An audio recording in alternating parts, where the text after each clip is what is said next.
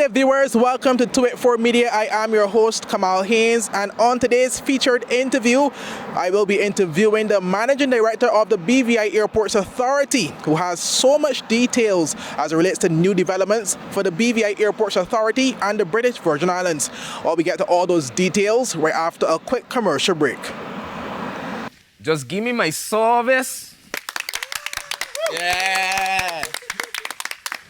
Just give me my service. Just give me my service. Make the switch to CCT and get connected today. Unlimited talk, text, and data. Visit any CCT store or call us at 444-4444. CCT, Life Unlimited. At Higher BVI, we're not just about business. We're about empowering lives, and that is because we aspire to inspire. By choosing us, you're supporting a company that believes in equal opportunities, diversity, and community growth. Our mission goes beyond profit. It's about providing HR solutions, fostering talent, and leaving a positive impact. Join us in building a better future, a better BVI. Choose Higher BVI, where your support isn't just a transaction, it's a transformation. Together, we're changing lives in these beautiful Virgin Islands. Well, I would have had the opportunity of speaking with the Managing Director of the BVI Airports Authority, Mr. Kurt Menal, as it relates to new initiatives when it comes to airlift in the British Virgin Islands. Well, according to Manal, he would have spoken as it relates to projecting numbers at the end of 2024 with these new opportunities. Here's what he had to say. Yes, so thank you for this opportunity. Actually, it was a deliberate push, or through a deliberate push by the government, the BVI Tourist Board and the BVI Airports Authority to have a greater focus on intra-regional connectivity. So there's the thinking that we want to connect the BVI not just to the rest of the world through direct flights and connecting to the US, etc., but connecting to the rest of the Caribbean and even connecting through hubs, the rest of the hubs in the Caribbean, which can take us beyond the Caribbean. From Monday, October 14th, actually, you will see Caribbean Airlines having their inaugural flight into Terence B. Lettsome International. They will originate in Piaco, then on to Barbados, from Barbados direct to Terence B. Lettsome, and going further on to San Juan, Puerto Rico, with the reverse in the afternoon. We have a number of other airlines which have committed an increase in their capacity and even introducing new services. So for example, we have WINAir, who will, from November 14th, operate to St. Martin, and you'd be able to connect to St. Martin, direct to St. Lucia, direct to St. Vincent, and certain other destinations. What that does for the traveler is it gives you greater options and more efficiency in terms of getting to your destination. On that route, for example, you'll be able to get from the BVI to St. Lucia within 4 hours, as opposed to 9 hours or 6 or 7 hours. You have LIAT 2020 coming on stream in early December. Yesterday, I think I said November. It's actually on December 6th. They will have their inaugural flight out of the BVI, operating 4 times a week. We also have an application for foreign operators permit from Sunrise Airways, who are based in Haiti, and they will connect throughout the Caribbean. They have introduced a number of services within the Caribbean, and the BVI is one of their newest routes. I think they recognize the demand for the BVI and the fact that travelers want to come to, and people also want to travel from the BVI. You have Tradewinds Air, which will be ramping up their services out of the BVI to Puerto Rico and to Antigua. And of course, you have Inter-Caribbean, which carries about 30 to 32% of the traffic out of Terence B. Lettsome International, having increased capacity recently. And they have a very wide network connecting most of the Caribbean from north to south. So it is actually a very good thing for the airports as a business. So the airport business is really run on numbers in terms of number of passengers, number of aircraft movements. And what you're seeing is once you see an uptick in the passenger numbers, it starts to look better financially essentially for the airport. In terms of operational efficiency, it gives us more to work with.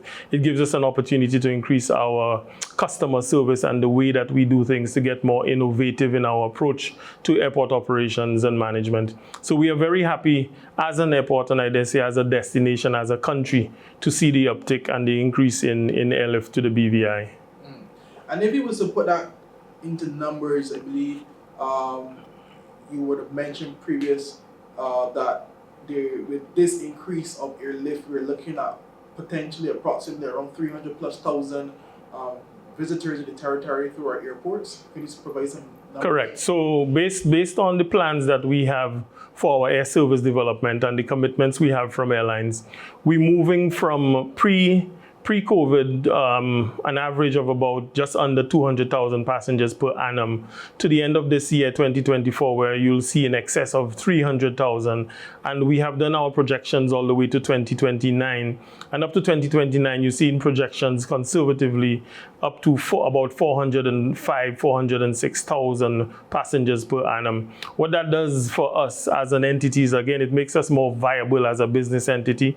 It also, as far as we're concerned, justifies the future airport development, because it shows that there's that development, there's that demand for the destination, there's that demand for the airport. Some of it we know is organic, but a lot of it is connected to the policies of the marketing of the tourist board, the work being done by the government, the work being done by the BVI Airports Authority. So it's all actually looking very, very good. The future looks positive. And what we're trying to do is to tie it into, for example, our human resource development, because the point must be made that to manage all of this, we need people, we need qualified people, we need dedicated people, we need committed people.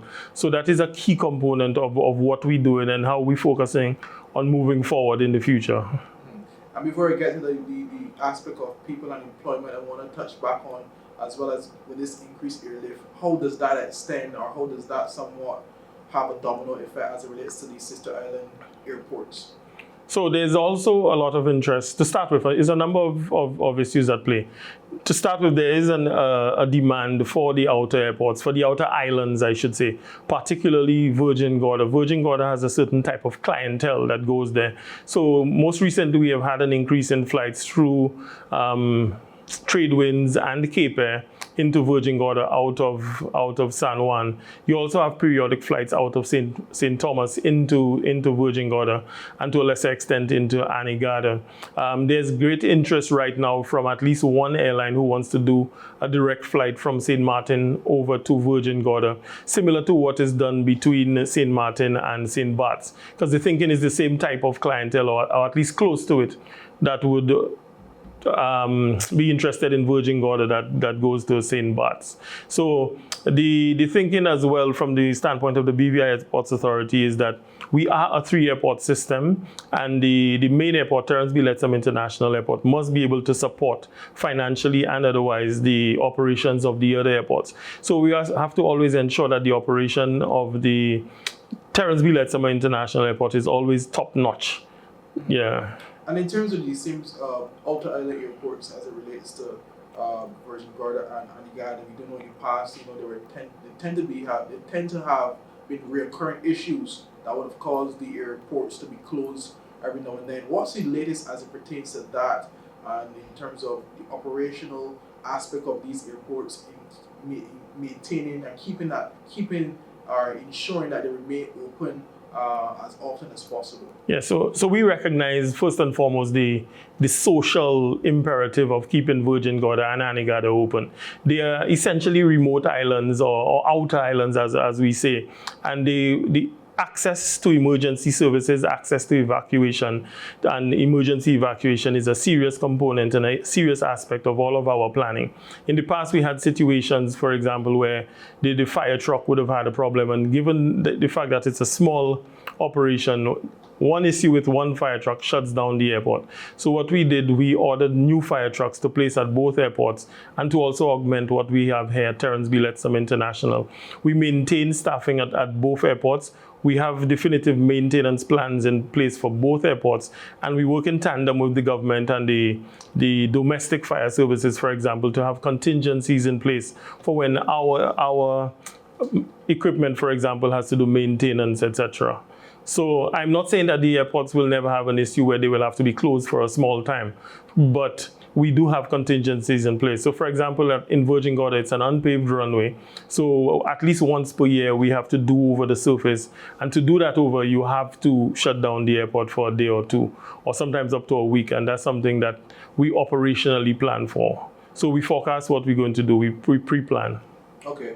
And in terms of the other initiatives you would have mentioned earlier in our interview as it relates to the new connecting flights, etc., how many of these flights are direct flights to some of these destinations? We do know, for example, Caribbean Airlines will have a direct flight to Barbados. In the past, there were direct flights to St. Martin. Recently, when I last traveled there, we went Antigua before St. Martin. Mm-hmm. In terms of the new flights that you would have mentioned, are any of these will directly connect to, for example, St. Martin? Yes, so WINAir definitely will connect you directly to St. Martin. Then from St. Martin, you could head out to St. Vincent, St. Lucia, or you could jump on a larger carrier and head north to Europe or to the US. On certain days of the week, WINAir also goes to Antigua.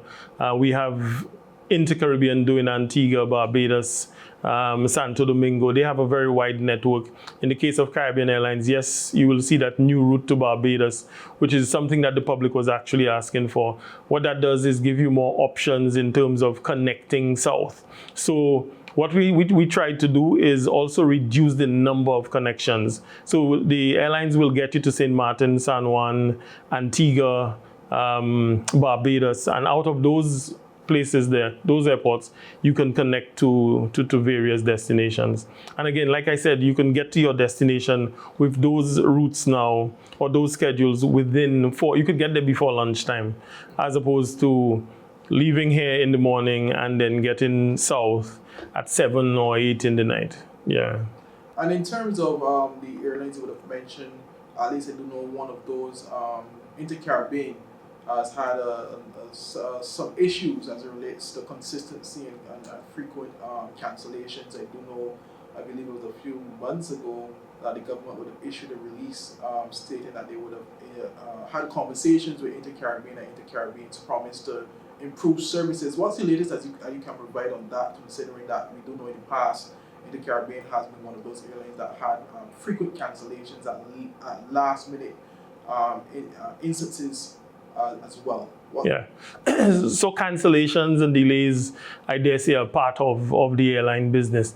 Coming out of that interaction between Caribbean and the Ministry of Communications and Works, they gave a commitment to improve their services, to improve their operational efficiency. And from where I sit, from where we sit as an airports authority, the service has been working seamlessly, and the level of service to the customer has improved. So we have not had any major complaints outside of the normal operational hiccups that occur from time to time. We absolutely appreciate Inter-Caribbean, like all of our other airlines, and we absolutely appreciate the service that they provide to the territory. In the case of Inter-Caribbean, like I said, they move about 32% of the passengers through here. So they have a vested stake in doing the right thing, providing the best service, and learning from whatever mistakes or mishaps occurred in the past. And based on what we are seeing now and moving forward, I think the public generally would be satisfied with the level of service provided, not just by Inter-Caribbean, but by all of the airlines moving through Terence B. Lettsome International Airport. Okay. And I do know we would have spoken heavily as it relates to interregional travel. We do know we would have had a big announcement, and since then the commitment of our American Eagle and American Airlines into the Virgin Islands directly linking that international link from Miami directly to Tortola. Are there any other opportunities similar to such that we will have perhaps another state in the US directly here to the Virgin Islands, or perhaps from another Mexico, some other place basically directly linking from there to here as well? Yeah, so I could talk about that from the context of the the airport development really in terms of future planning. So as you'd be aware, right now the government is undertaking a business case for the development of the airport.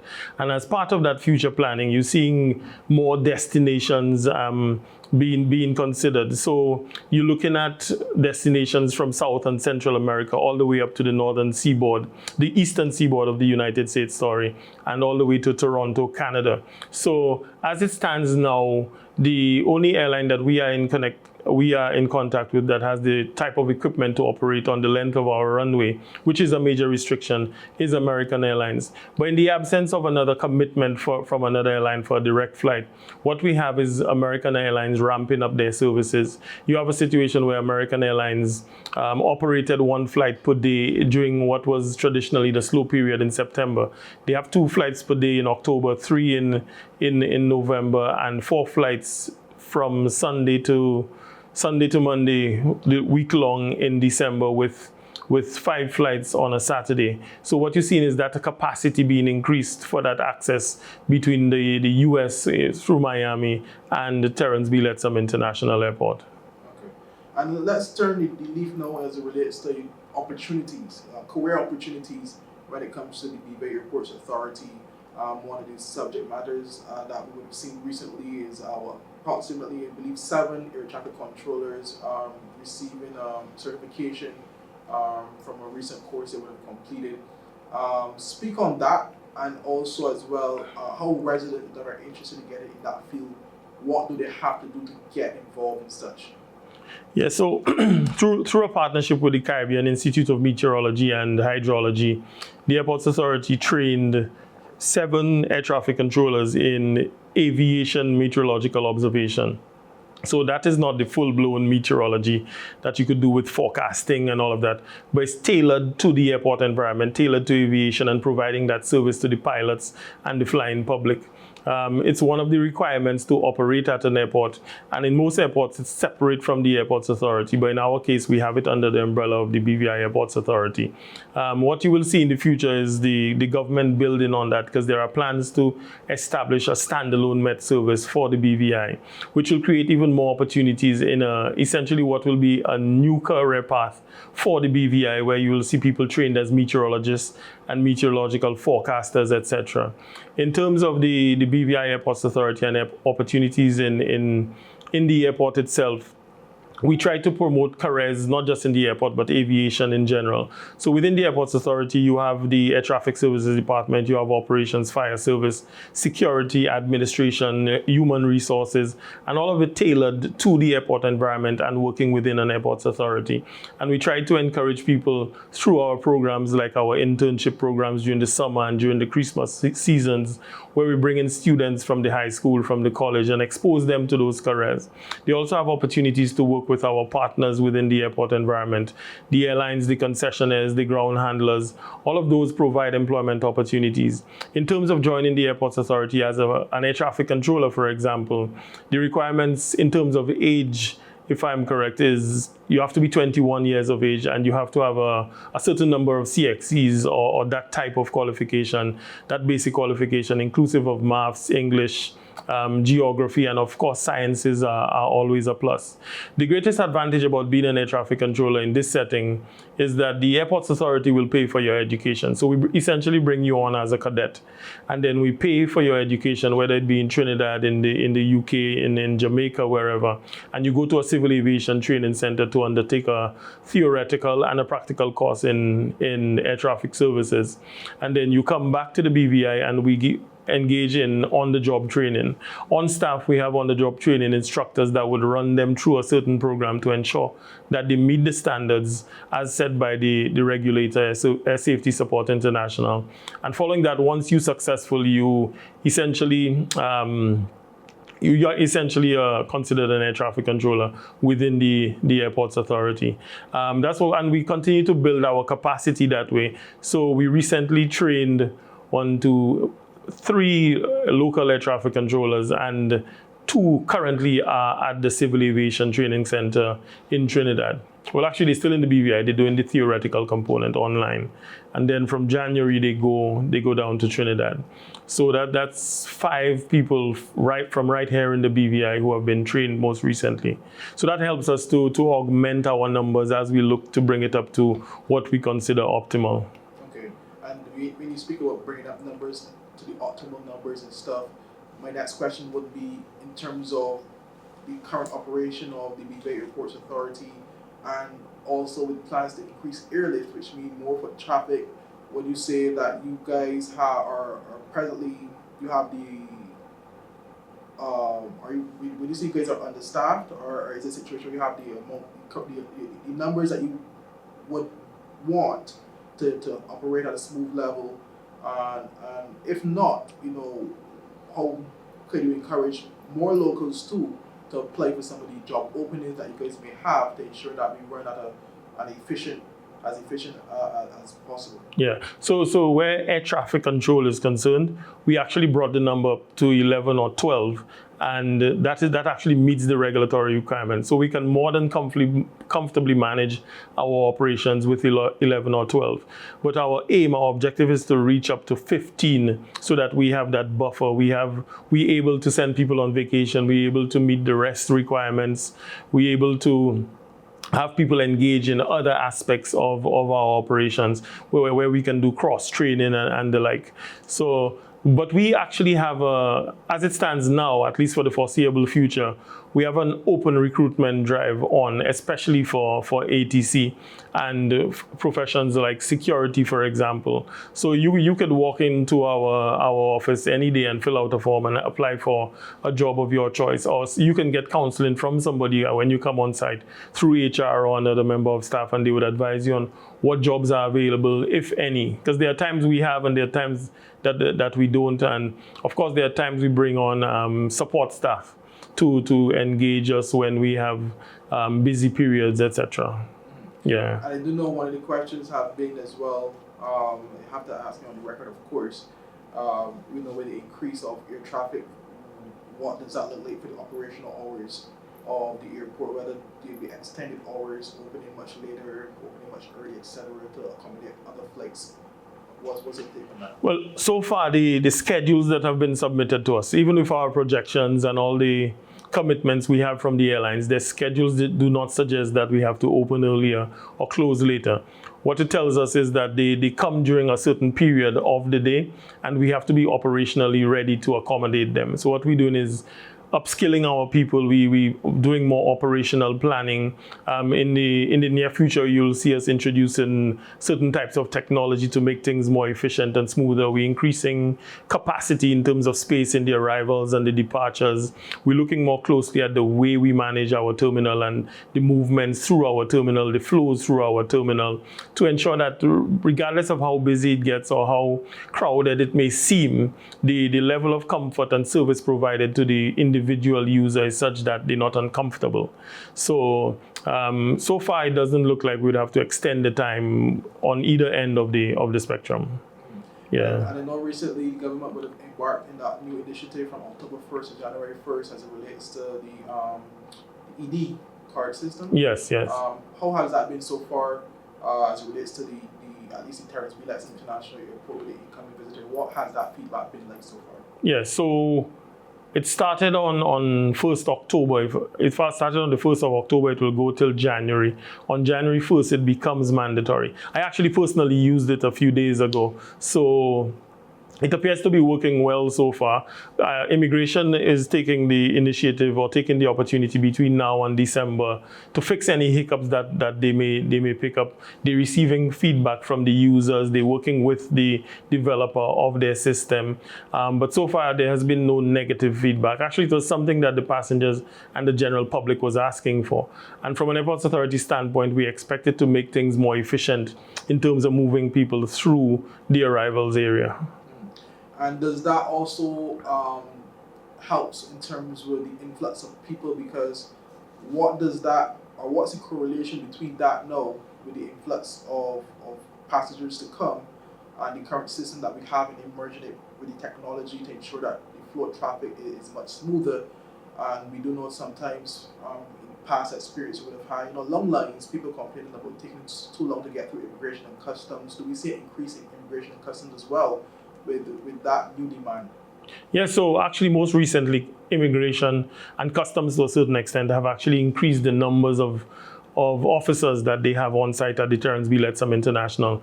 The direct impact of going electronic with the ED cards is that you'd see the individual passenger or person arriving would spend less time at an immigration booth or a customs booth, because customs and immigration would have that advanced passenger information. So they would have it from before. They would be able to do their processing, their vetting before people, and the profiling before persons actually come in.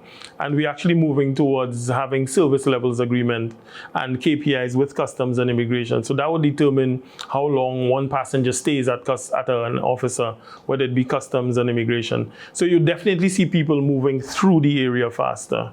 And of course, that will work in tandem with us expanding our arrivals area and introducing a new baggage system. And we actually plan on changing the flows within customs and immigration.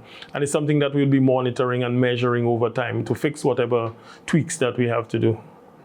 And with this new system, is it in this testing phase, is it only for BVI landers and locals, or is it also for residents? No, it's for everybody. So everybody. For everybody. Visitors as yes, well. Yes, everybody. Okay, great. Yeah. Well, I believe I touched on most of the areas that I would have had in mind. Is there any other thing you would like to leave with the BVI public and the region in the whole that may tune into this interview? Well, I would just like to say that we want to see Terence B. Lettsome International Airport become the airport of choice for BVI Islanders. Because this is a unique situation where you have a small island, but people have choices in terms of which airport they use. Some people choose to jump on a ferry and go to an airport in another country or in another territory. But we want to reach the level, or we think that we have reached the level, and we're improving to where we have so many options available for travelers, affordable options and more direct options, less hassle, that you would choose to make Terence B. Lettsome your airport of choice. You choose to use local as opposed to foreign. Yes. And with that last bit that you just add, affordability, with the influx now of this new airlift, the new commitments from these different airlines, do you foresee that resulting in more competitive pricing and affordable pricing, that is, for regional travel? Because we do know ever since COVID, the prices for regional travel has skyrocketed, and that's one of the indicators as to why some persons will commute from here to St. Thomas, then to travel from there to other places because of the pricing oftentimes.